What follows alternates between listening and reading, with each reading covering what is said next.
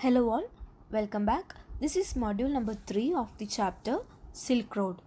In the previous module, we saw how the author is leaving from this place called Rao and he could see Drogbas and Tibetan Mastiffs, and he had to face severe ice blocks on the road, and the author's health condition was getting worse because of the high altitude. And now we'll continue and see what happens next. By late afternoon, they had reached the small town of Hor on the shore of Lake Mansarovar, which was on the old trade route between Lhasa and Kashmir. Daniel returned to Lhasa from there, and Satan got the flat tire of the car repaired there. Hor was a grim, miserable place. So you should understand the details regarding this place called Hor as well. It is described as a grim or miserable place. There was no vegetation at all. So it was just full of dust and rocks. There was accumulated rubbish everywhere.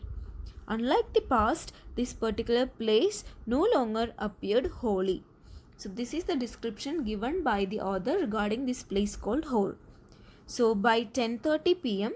they reached this place called Darchan, where they found a guest house to stay in. So it was the end of the road. The author had a very troubled night and he was unable to sleep. His nostrils were blocked and he was not able to get enough air into his lungs. Most of the night he sat up as he was unable to sleep.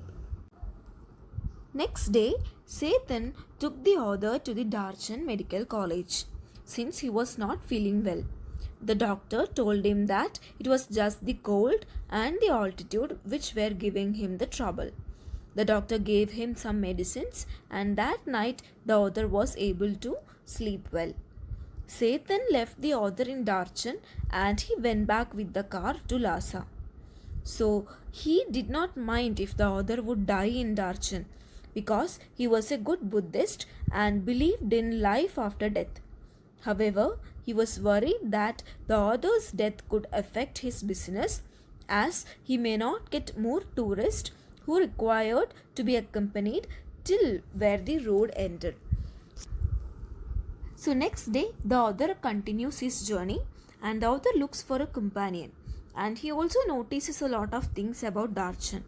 So like Hor, Darchan was a dusty place and it had a lot of rubbish, and only rubbish and dirt could be seen all around. The town appeared to be a sparsely populated place. There were no pilgrims at all as the season had not started. So he had reached there too early. He actually wanted to reach Mount Kailas to do Kora, and he wanted to get a feel of what a pilgrimage was like. But he did not want to do it alone. He was looking for someone with whom he could speak and with whom he can talk English. But no one in that place had enough knowledge of English, and nobody could really answer to his basic questions in English. But when he was sitting in the only cafe in Darchan, he met a person called Norbu. So Norbu, he was a plump Tibetan working in Beijing at the Chinese Academy of Social Sciences. Narrator saw him reading an English book and Norbu introduced himself to the author. So he was also there to do the Kora. So finally, the narrator was really happy to meet a person like Norbu who could understand English, and he feels that Norbu will be a good company for him.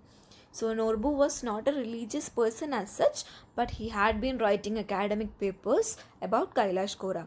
Finally, both of them decided to go for Kora as a team. And this is how the chapter ends. I hope you have understood the chapter, and we'll discuss the important questions in the next module. Thank you all.